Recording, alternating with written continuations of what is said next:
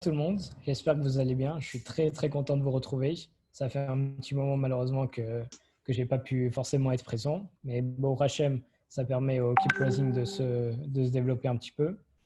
Ce soir, comme on a fait notre thème durant toute la semaine, on va parler des couples et de la représentation de l'homme et de la femme dans le mariage et au sein même du couple. Bien entendu, je rappelle que tous les cours ils sont pour Arifwa chez Emmanuel nos malades, les Nunishman no Niftarim, dont Rachel Batiakot, et pour la Tzlachat ceux qui en ont besoin.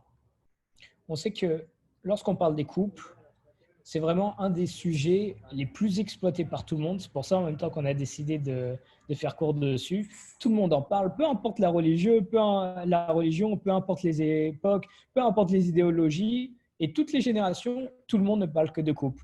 Parce qu'on veut savoir comment construire son couple, comment évoluer, comment faire un bon mariage. C'est normal. Mais il y a une question qu'on peut se poser, c'est comment deux êtres sont diamétralement opposés. On a l'homme et la femme. Même physiquement, ils ne sont pas pareils. Alors, dans la manière de penser et de fonctionner, c'est sûr qu'ils sont différents. Donc, comment est-ce que deux choses totalement antagonistes, deux choses totalement opposées, elles peuvent marcher ensemble?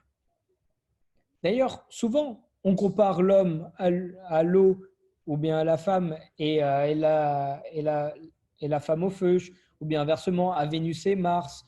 Mais aujourd'hui, on va s'intéresser à deux représentations de l'homme et de la femme antagonistes qui va être le cercle et la ligne. Ce sont les deux interprétations selon la Kabbale. En réalité, donc on n'a pas besoin de faire de longues études ou de faire de grandes expériences pour voir que l'homme et la femme ils sont diamétralement opposés, qui fonctionnent même différemment. Et donc, deux choses qui fonctionnent aussi différemment et opposées, comment est-ce qu'on peut imaginer que ça peut fonctionner ensemble, que ça peut fonder un foyer et quelque chose qui va tenir, et quelque chose d'équilibré? D'ailleurs, on sait que si un couple ne travaille pas sans arrêt sur soi, durant le mariage, avant le mariage et après le mariage, bah, c'est sûr que leur union elle est vouée à l'échec. Et ça peut devenir un cauchemar pour l'un comme pour l'autre. Tandis que s'ils ne travaillent pas sur eux, bah, en réalité, c'est deux antagonistes qui vont devoir vivre ensemble. Pour ça, on va essayer de comprendre pourquoi et en quoi ils sont différents. Et c'est en comprenant cette différence et savoir comment l'interpréter et la réhabiliter qu'on va pouvoir justement comprendre comment faire pour qu'un couple puisse marcher.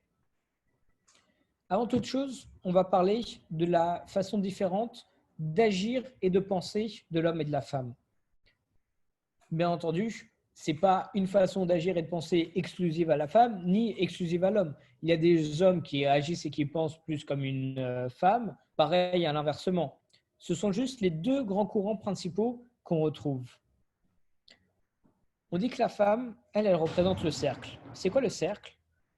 C'est justement la façon féminine de penser, c'est le fait d'embrasser toutes les possibilités avant d'arriver au point d'arrivée.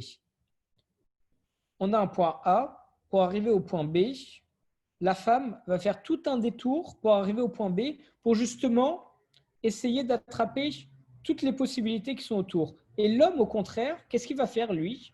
Il va utiliser la ligne. C'est le chemin le plus rapide pour aller d'un point A à un point B. C'est une ligne droite. Et la femme, elle, va faire tout un tour pour essayer de voir toutes les possibilités et essayer de voir si ce qu'elle veut véritablement, c'est aller au point B, s'il n'y a pas quelque chose avant où elle devrait s'arrêter.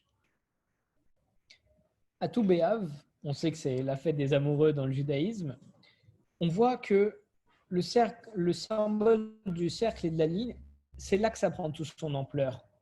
Parce que justement, on a les jeunes filles qui venaient dans les champs, qui dansaient autour de l'homme, donc qui forment un rond, et les jeunes hommes, ils venaient à leur rencontre après en prenant une trajectoire fixe, ce qui représente la ligne, sans aucun détour. Et le but justement, c'était de trouver une épouse pour pouvoir fonder un foyer, et les hommes, donc, ils y vont directement, alors que les femmes, elles tournent tout autour pour être sûres qu'elles choisissent bien leur homme. Donc, on voit que rien qu'à tout Béhav, on a véritablement le symbole décrit par la Kabbalah du cercle et de la ligne. Et donc, on reprend un petit peu.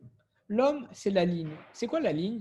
C'est le chemin le plus rapide et le plus direct pour aller d'un point A à un point B. Et c'est comme ça que généralement, en réalité, un homme y réfléchit. Parce qu'il ne va pas commencer à réfléchir à toutes les options du monde, à tout étudier, s'il peut juste aller d'un point A à un point B. Il peut aller d'un point A à un point B, il y va. ne va pas commencer à réfléchir à tout ce qu'il y a autour. Et ça, justement, c'est le contraire de la femme. Parce que la femme, elle va être en cercle. C'est quoi le cercle? C'est avant d'aller du point A au point B, bien entendu, il y a toujours le même but, mais ça va prendre plus de temps et ça va ouvrir notre esprit à une beaucoup plus large possibilité de choses qu'on aurait ignoré l'existence si on aurait emprunté la ligne. Si on va tout droit, on ne saura jamais qu'est-ce qu'il y avait tout autour. Et ça, c'est donc la façon d'agir d'une femme. Ça, c'est un magnifique aussi chesed, une magnifique bonté qu'Akadosh Baruch Hu, il nous a donnée, parce qu'il a compris que c'est la femme qui va surtout s'occuper des enfants, étant donné que c'est elle qui enfante. Et on a un besoin véritablement d'avoir une vue à 360 degrés pour qu'aucune mauvaise humeur ou malaise il puisse passer à travers le filet et pour que l'enfant puisse vraiment avoir la meilleure éducation possible et la meilleure chose. Donc justement, pour qu'un couple il marche, pour qu'un couple il fonctionne et qu'il soit équilibré, il lui faut les deux façons de penser et d'agir, mais chacune au moment approprié. Et ça, c'est vrai pour tout dans la vie. On sait qu'il y a plein de différents mouvements de pensée, il y a plein de choses différentes. Il faut juste savoir quand est-ce qu'il faut penser comme ça et quand est-ce qu'il faut utiliser ça. Il faut tous les connaître, pas se fixer sur un seul mouvement. Il faut tous les connaître et savoir quand est-ce qu'il faut utiliser. Pareil pour une technique, je dis n'importe quoi, une technique dans les arts martiaux, de karaté. Tu connais le coup de poing direct, ça atteint directement ton adversaire, tu peux le mettre KO. Très bien, mais on va t'expliquer, on va t'apprendre plein d'autres sortes de techniques et tu utiliseras la technique la plus appropriée à ta situation. Pas tu restes juste avec une technique et tu dis voilà, m'explique, je sais faire le coup de poing, c'est tout ce qu'il me faut, je peux me battre. Non, si à un moment il t'arrive à un gars plus petit que toi, quelque chose comme ça, où tu ne peux pas donner de coup de poing ou bien tu as mal au bras, alors là, il faut que tu utilises par exemple ton pied ou bien autre chose. Et donc, il faut que tu changes ta manière d'agir, il faut que tu changes ta technique pour pouvoir réussir à faire ce que tu veux faire. Donc là, c'est pareil dans le couple. Un couple équilibré, c'est celui qui arrive à avoir les deux modes de pensée, mais qui arrive à l'utiliser au moment approprié. Parfois, il faut savoir être rapide et efficace comme la ligne, et d'autres fois, il faut savoir embrasser toutes les possibilités, voir tout ce qui se passe autour pour être sûr que tout aille bien avant d'arriver à notre point B. Et justement, lorsque le mari et la femme ils vont réussir à relever le défi de savoir quand est-ce qu'il faut agir en ligne et quand est-ce qu'il faut agir en cercle, alors le foyer il va pouvoir se solidifier et s'harmoniser. Et c'est à ce moment-là que les bonnes décisions, que les décisions vont pouvoir être prises au bon moment. Parce qu'on va savoir quand est-ce qu'il faut y aller direct, quand est-ce qu'il ne faut pas attendre, ou quand est-ce qu'il faut attendre et bien voir si tout va bien. Et justement aussi dans un couple, chacun doit faire confiance à l'autre dans sa manière de penser et chacun doit laisser faire l'autre. Il ne faut pas se dire non, c'est moi, j'agis en cercle, j'ai toujours raison. Non, parfois il faut faire en cercle, donc on va t'utiliser. Parfois il faut faire en ligne, on va plus aller voir ton mari. Et c'est justement en laissant son conjoint agir et décider qu'on va découvrir une façon différente de faire et d'agir qu'on n'a pas l'habitude de pratiquer en tant qu'homme ou en tant que femme. Et cette façon d'agir nous aurait été inconnue si on ne s'était pas marié et si on n'avait surtout pas toléré la différence et que notre prochain soit différent de nous et que c'est parfois mieux. Ça, c'est très important. Il faut accepter la différence de l'autre. Parce que souvent, il y a des personnes qu'on n'aime pas parce qu'on dit « Ah oui, il est différent, il fait les choses différemment et tout. » Et alors, sa différence, il y a une raison et peut-être que sa différence, elle est mieux que la tienne.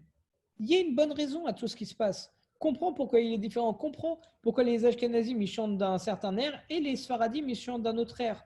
Parce qu'il y a un background, il y a un arrière-plan, il y a des idées, il y a tout un truc derrière. Mais essaye de comprendre, de dire non, j'aime pas vu que c'est pas comme moi. Parce que d'ailleurs, malheureusement, l'homme, il a l'habitude d'être un petit peu nombriliste, et il croit que c'est lui le meilleur. Mais en réalité,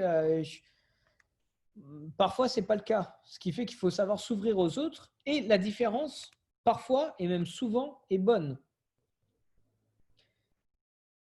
Aussi, l'idée et l'image du cercle et de la ligne, c'est ça qui va rythmer les cérémonies du mariage dans le judaïsme.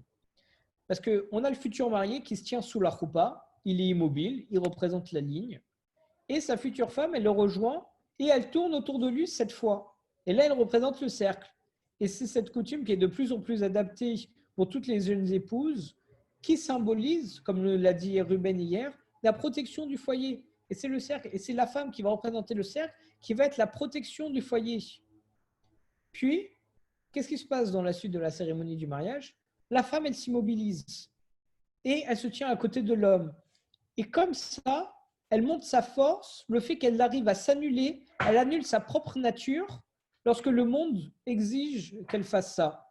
Elle s'annule en tant que cercle pour devenir une ligne à côté de son mari.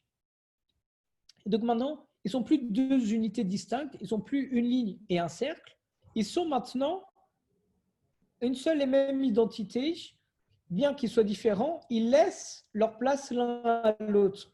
La femme, elle dit, voilà, je m'annule en tant que cercle pour devenir une ligne comme toi. Et après, comment est-ce qu'ils vont s'unir? Grâce à une alliance. Une alliance, c'est quoi? C'est un cercle. Et justement, c'est grâce à ce cercle qui va montrer leur force et leur faiblesse. Parce que la femme, elle va raidir son index, elle va tendre son doigt, ça va devenir une ligne. Et l'homme, il va prendre le cercle, donc c'est lui qui devient le cercle maintenant, et il va le mettre dans le doigt de la femme. Et donc là, on inverse totalement les rôles. La femme, elle devient véritablement la ligne, et l'homme va devenir le cercle à travers la bague qu'il va mettre à sa femme. Et justement, donc l'homme, il s'annule, il devient le cercle, et sa femme, elle l'accepte en tendant son doigt. Et c'est comme ça que la femme, elle accepte les différences de l'homme, et elle les porte même avec fierté dans son doigt, et elle s'engage à ce que ces contrastes, qui semblent en réalité incompatibles, totalement différents, un cercle, une ligne, eh ben, elle s'engage à ce que ces contrastes, ça devienne quelque chose de magnifique, un foyer qui va pouvoir donner la vie et une belle union. Cette union, justement, qui est scellée par un contrat, comment est-ce qu'il est fait le contrat? C'est un parchemin enroulé. Et donc là, la ketouba, c'est justement l'acte de mariage, ça représente le cercle et la ligne en même temps. Parce que lorsque tu vas regarder de haut la ketouba, tu vas voir un cercle. Mais lorsque tu la regardes à plat, ça forme une ligne. Donc le contrat de mariage représente à la fois le cercle et la ligne. Et c'est quoi la ketouba? C'est une signature éternelle justement à ce couple qui vient juste d'être formé. Donc la signature éternelle, c'est à la fois le cercle et la ligne. C'est l'harmonie entre les deux. Et pour que cet édifice perdure à tout jamais, il faut justement que le cercle et la ligne soient à égalité. Ça, c'est indispensable. Il faut que l'un arrive à s'annuler avec l'autre. Il faut qu'ils soient à égalité. Comme ça, on va savoir quand est-ce qu'il faut agir comme l'un, quand est-ce qu'il faut agir comme l'autre. Et ce message, il est parfait pour les jeunes mariés. Parce que peu importe la forme que cette union, elle va prendre, s'il y a une prépondérance de cercle, une prépondérance de ligne, peu importe, l'essentiel, c'est d'agir et de penser ensemble dans un esprit de fusion. J'ai l'habitude d'être un cercle parce que je suis un homme, mais je vais m'annuler pour penser comme toi, parce que je veux m'unir à toi, parce que j'ai confiance en toi et parce que je veux qu'on construise ensemble. Chazak Obaor tout le monde.